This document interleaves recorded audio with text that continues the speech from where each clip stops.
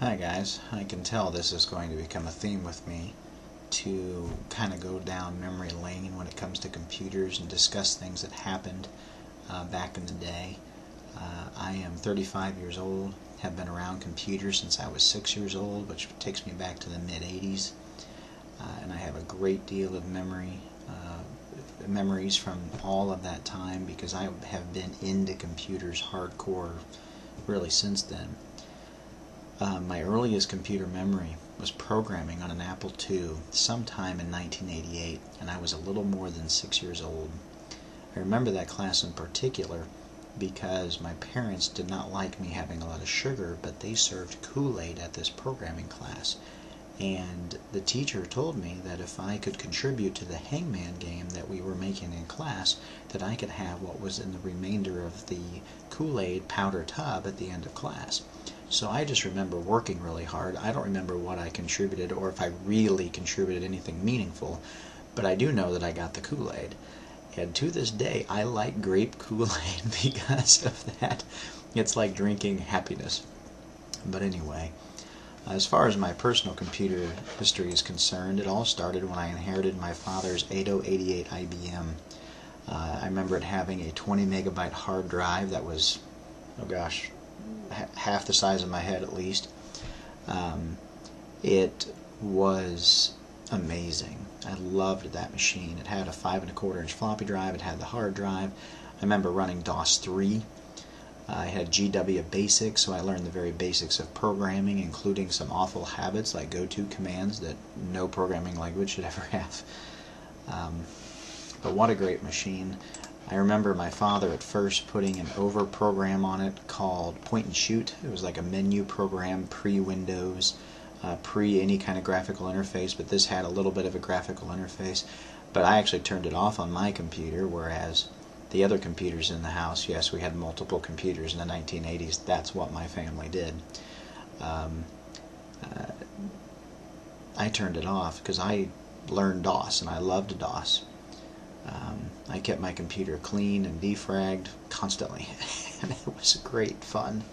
Thankfully, I had a friend named Terry Clark who lived catty corner from me, did my entire childhood, and he loved computers too, and we did this together, and it's kind of a shout out to him. We had a great amount of fun with computers our entire childhood. Well, a little later on, I would inherit my father's 80286 12 megahertz. This was a big step up from my previous computer, and in my mind I can still remember what it looked like. It was sort of this white and red case, which looked really different than all the beige boxes at the time. I could play color games like Silent Service 2 that had PC speaker sound, and if you don't know what that's like, back then there was just a tiny little speaker inside of the computer tower, and it generated all the sound anything would make in your computer. And yet Silent Service 2 made great use of this. I mean, the sound effects were fantastic. Of course, there wasn't any music, but they even managed to get voices across that PC speaker. They were scratchy, but you could make them out. And this reminded me a lot of how clever programmers did similar things with the original Nintendo, which I also owned at the time. One thing that really confused me was that I knew what the hardware was inside of an original Nintendo, and it seemed to me to be inferior to what was in a PC, my PC for example, but the Nintendo could do things that my PC could not. And later on, that's when I understood that even back then, the graphics processor and the sound processor and all of those things matter when it comes to games, not just the central CPU. It's true that computers could compute faster than a Nintendo, but it couldn't draw things or make sounds or play music like a Nintendo because it lacked those features in the hardware. But later on, as PCs became more advanced, they would actually succeed consoles, and still to this day, in all of those areas. I think it's safe to say that sound is pretty much maxed out in all consoles and PCs in terms of quality, but in terms of graphics and processing power, PCs own consoles even to this day. Well, another thing happened in my childhood, and that was in 1991, Microsoft released a free version of BASIC called QBasic, and it was built into DOS 5.0. I dove into this entirely. It was so much better than GW Basic.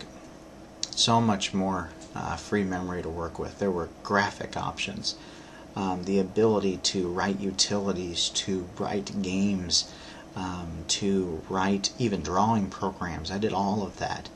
I was on AOL and CompuServe at the time with my father's subscription, and I shared programs I wrote with other guys, and I got things from them, and I wish to this day I still had all of that.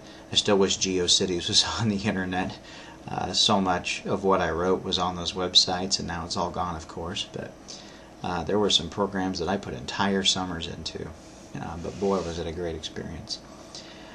Something else is that when I was a kid, I wondered what happened to the 80186 processor.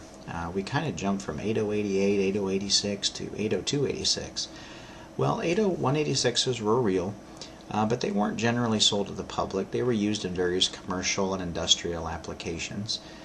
They ranged in clock speeds, I believe, from 4 to about 10 megahertz. But again, they were 16-bit processors that served a specific purpose. But the consumer market pretty much jumped from 8086 to 80286 when that time came. But coming into the 90s, boy, the 90s. 32-bit processors coming on the scene. Extended memory, going above that 640 KB, and starting to have 1, 2, 4, 8 megabytes of memory in a computer would all happen during this time. But it all started with my dad's Intel 386SX. This was a 25 megahertz computer. He had it in a Northgate desktop computer case. Had a bunch of EPROM memory. I don't remember how much was in there. I think it was 4 megabytes. We could play Wolfenstein 3D on it, which was so amazing at the time. And then later on, Doom that year. But the problem with Doom on a 386 is that even though you can play it, it is so slow. It does not play well at all. If you've ever played Doom on the Super Nintendo, that's a similar experience. But then my dad got his monstrous 486 DX266, I believe in 1994. And that was the first computer that I truly thought of as a gaming capable or gaming computer, because it was better than the consoles at the time. The Super Nintendos and Sega Genesis could not touch what a 486 DX266 could do. This was also the days of the VL bus beginning to spring up to allow for faster video cards. But also there were other things that the VL bus was used for example, faster hard drive controllers.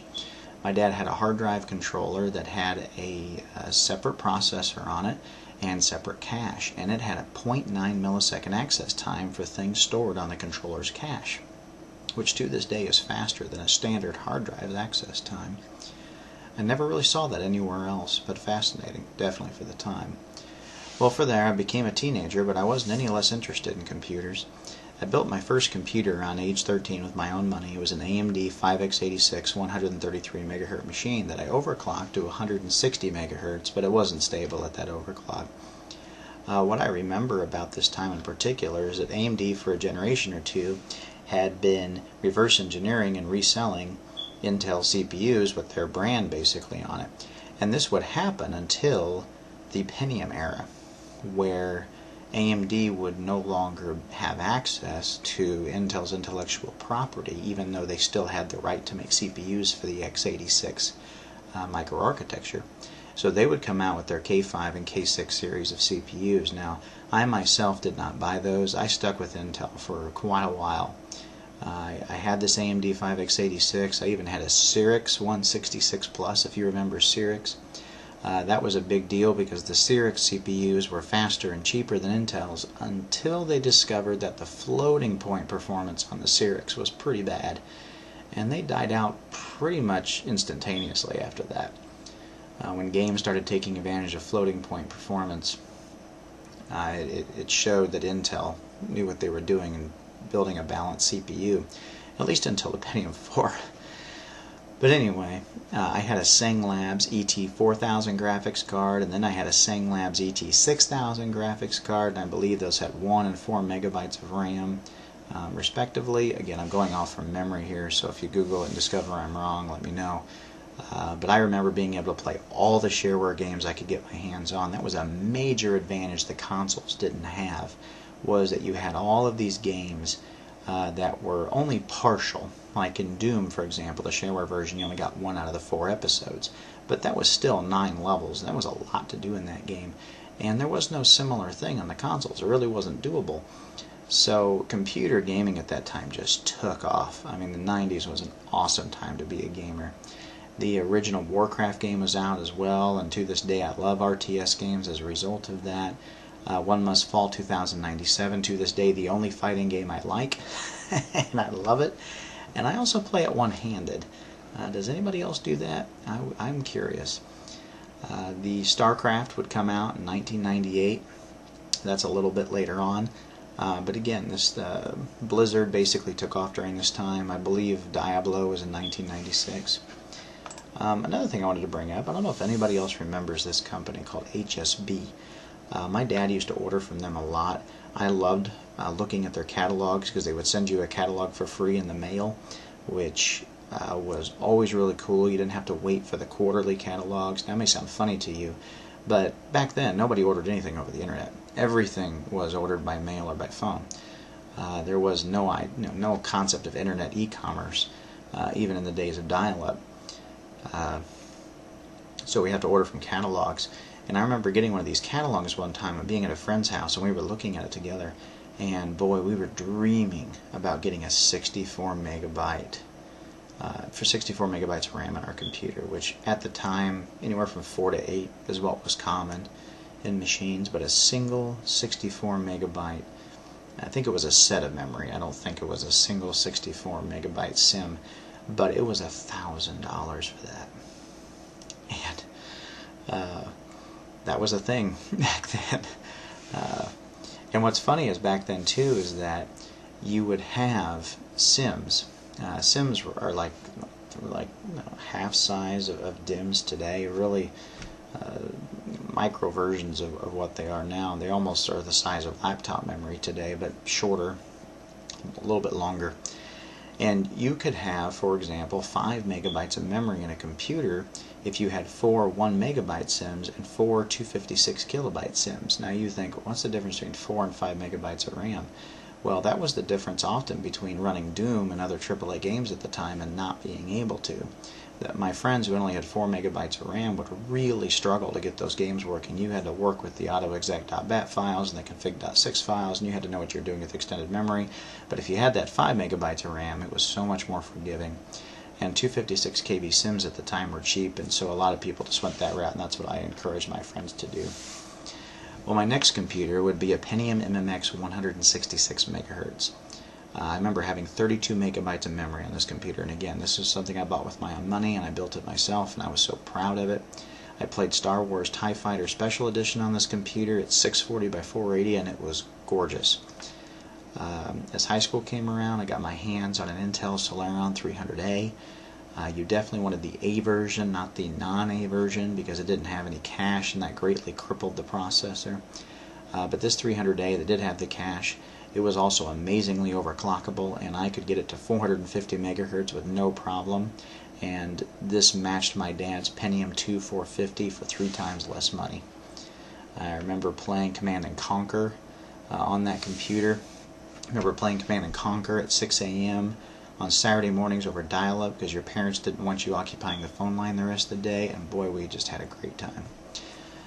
I also had a Canopus Pure 3D 6 megabyte Voodoo 1 as my first 3D accelerator. Paid around $250 for it at the beginning of 1998. This was not only the fastest video card on the market at the time, but it had 50% more onboard memory than most Voodoo cards did. This allowed for 800 by 600 gaming in some titles, which was glorious. I remember playing the first Descent Free Space game in all of its glory on this card. It was awe-inspiring having smooth filtered 3D graphics. My PlayStation 1 friends were in awe as well. I remember buying Final Fantasy VII for PC, and it looked so much better and ran so much faster on PC than it did the PlayStation 1. The PlayStation 1 version was fun. Loved it. That's how I discovered the game. But on the PC, it was an experience like none other. it was sad to see 3DFX fall and the Voodoo brand go with it. But thankfully NVIDIA was genuinely making good products, and they bought up 3DFX, and we didn't have to live without quality graphics processors. One advantage to NVIDIA is that they were already perfecting the 2D, 3D cards. See, the Voodoo cards were 3D only. You had to have a 2D card and then add a 3D card. It was kind of cumbersome. Visual quality wasn't the best in 2D. NVIDIA had great visual quality in 2D. And also they had a rival in ATI, and that was good for competition. Competition's always good for the consumer. And to this day we still have this particular rivalry, only with ATI being sucked up by AMD. At first I didn't like that, like a lot of other techies, and it's still divided to this day whether or not it was a good idea, but I believe that their products improved as a result over time. I always believed ATI's driver support was shoddy, and now it's pretty good. Again, just my opinion. Well, as high school went on, I picked up a 733 megahertz Intel Celeron. I believe that was socket 3, and on Windows 98 came out at that time, and I grabbed that. Would even second edition, and would even end up taking that system to college with me. It was so good. I picked up a GeForce 3 Ti 200 later because I had a Voodoo Banshee after my Voodoo 1 was retired. And all really a Voodoo Banshee was a competent 2D, 3D combination card with a double-clocked Voodoo 1 on board, which did fine for all my games up until the time I was ready for a GeForce 3. From there, a 1.7 gigahertz Intel Celeron. I got that, and you may think, oh my goodness, that's such a low-end CPU. It didn't matter as much back then. Again, everything was single core back then. Everything was single threaded, so if you had a low clock single core or a high clock single core, it had so much more to do with the graphics processor you were running. Later on I got a 2.4 gigahertz Intel Pentium 4 Northwood, and by then I had started my business, which one I would sell to the local telecom in 2013. I'm now a preacher of a local church. I'm an active father of 4, and for fun I record these YouTube videos at 2 in the morning to have an outlet for this 20 years of computer knowledge. Which I still am passionate about. I do what I believe is more important now, what I actually love more, but I still have an enthusiast heart for PCs, and I thought it would be fun to share this information. Well, there's a lot more to that in terms of my personal computer history, but that was the basics. Thanks for listening. Have a good one, guys. Thanks.